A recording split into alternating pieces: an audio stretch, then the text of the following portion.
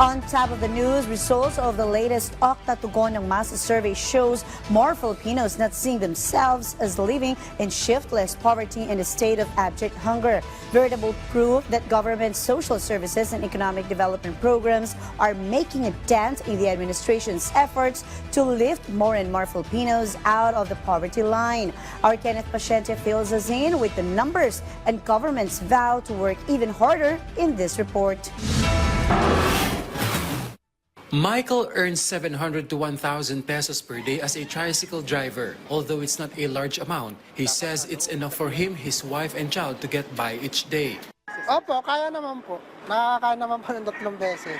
Naibibigay ko naman po yung pangangailangan po ng anak ko.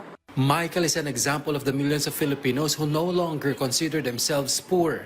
In the Tugon ng Masa survey by Okta Research this April, the number of Filipinos who consider themselves poor dropped to 42% or 11.1 million, down from 50% or 13.2 million in November 2024. Those who consider themselves food poor also dropped to 35% or 9.2 million, compared to 49% or 12.9 million in November 2023. Self-rated hunger also dropped from 16% to 13%. Malacanang welcomed this development but said there is no room for complacency. Instead, efforts will be intensified to sustain this momentum and the government will continue reducing poverty in the country. Ibig sabihin, nararamdaman na rin po ng mga taong target po ng mga programa ng Pangulo patungkol po dito sa kagutuman.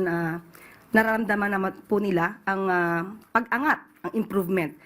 At sisikapin po ng ating Pangulo at ng administrasyon na lalo pang mapalawig ang mga programang ito para po mas lalo maiangat ang buhay po ng ating mga kababayan.